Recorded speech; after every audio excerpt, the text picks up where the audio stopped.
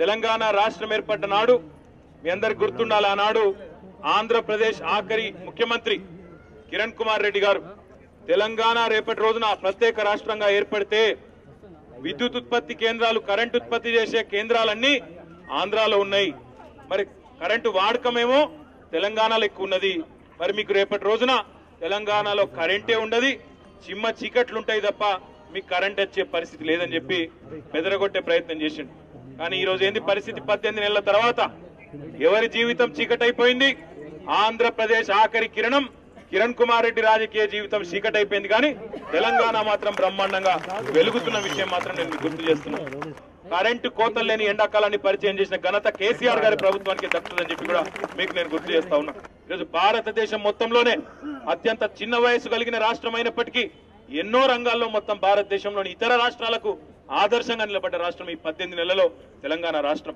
ఈరోజు ఈ 18 నెలల్లో చిన్న సంఘటన కూడా ఎక్కడ కూడా ప్రాంతీయ వివక్ష గాని ఇంకో రకమైన కొట్లాటలు గాని ఎక్కడా కూడా లేకుండా ఈ రోజు పటిష్టమైన శాంతి భద్రతలను హైదరాబాద్ నెలకొల్పిందంటే అది కేసీఆర్ గారి నాయకత్వంలో సాధ్యమైన తప్ప ఇంకొకరి వల్ల కాదు. నిజంగా చెప్పాలంటే నరేంద్ర మోడీ గారు ప్రధానమంత్రి గారు చెప్పరాని అన్యాయం చేసిండు మనకి. ఈ రోజు వరకు భారత ప్రధానమంత్రి నరేంద్ర మోడీని తెలంగాణ ప్రజలు ఎవరన్నా కనీసం ఎట్లుంటాడో చూసిండ్రా? 18 నెలల కనీసం ఈ తెలంగాణ గడ్డ మీద కాలు పెట్టిండా? తెలంగాణ ప్రజలకు తన ముఖం చూపెట్టని ఆ పార్టీ, తెలంగాణ ప్రజలకు తన ముఖం చూపెట్టని ఆ ప్రధానమంత్రి గారి పార్టీ ఏ ముఖం పెట్టుకుని రేపు గ్రేటర్ హైదరాబాద్ లో ఓట్లు అడుగుతుందని నేను మిమ్మల్ని ఆలోచించమని అడుగుతా ఉన్నా. నిన్న మొన్నటి దాకా అధికారంలో ఉన్నది వాళ్ళు, కానీ వాళ్ళే ఇవాళ మా మీద వచ్చి ఎగురుతుంటే దుంకుతుంటే నాకు నిజంగా కూడా అర్థమవుతలేదు. కూట్లే రాయి తీయలేనోడు ఏట్ల రాయి తీస్తాను బయలుదేరినట్టు. వాళ్ళకి అధికారం ఉన్నప్పుడేమో ఏం చేయలేదు. ఇవాళనట మళ్ళీ మీరు నమ్మి హైదరాబాద్ నగరాన్ని వాళ్ళ చేతిలో పెడితే కుప్ప చేసి పోతారట. కానీ మీకు మాత్రం ఏం చెప్తారు?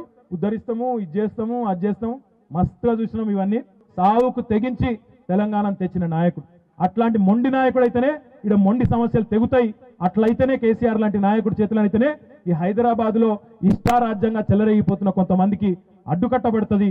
ఒక క్రమబద్ధంతో కూడిన ప్రణాళికబద్ధంతో కూడిన అభివృద్ధి జరుగుతుందనే మాట ఆలోచనతో మీరందరూ కూడా మాకు రాష్ట్ర ప్రభుత్వాన్ని మా చేతికి అప్పచెప్పినారు. అదే పద్ధతిలో రేపు కనుక మీరు 5 ఏళ్ల పాటు బల్దియా మీద మన జెండా ఎగరేసే అవకాశం ఇస్తే తప్పకుండా 5 ఏళ్లలో ఒక హైదరాబాద్ మహానగరాన్ని విశ్వనగరంగా, అన్ని హంగులున్న నగరంగా, ముఖ్యంగా పేదవాళ్లకు ఒక మంచి చక్కటి అపురూపమైన జీవన ప్రమాణాలతో కూడుకున్న నగరంగా తీర్చిదిద్దే బాధ్యత టీఆర్ఎస్ పార్టీది, మా ప్రభుత్వాన్ని అని చెప్పి, మన ప్రభుత్వాన్ని అని చెప్పి కూడా మీ అందరికి కూడా తెలియజేస్తూ ధన్యవాదాలు. జై తెలంగాణ. మా పరిస్థితి ఏ విధంగా ఉంటుందంటే ఇత్తనం కొంటాం, ఎరువులు కొంటాం, భూమి చదును చేసుకుంటాం. తీరా చదును చేసుకున్న తర్వాత వర్షాలు పడక ఈ ఇత్తనాలు అమ్ముకుని, ఎరువులు అమ్ముకునేటువంటి పరిస్థితి కూడా మేము చూసాం అధ్యక్ష.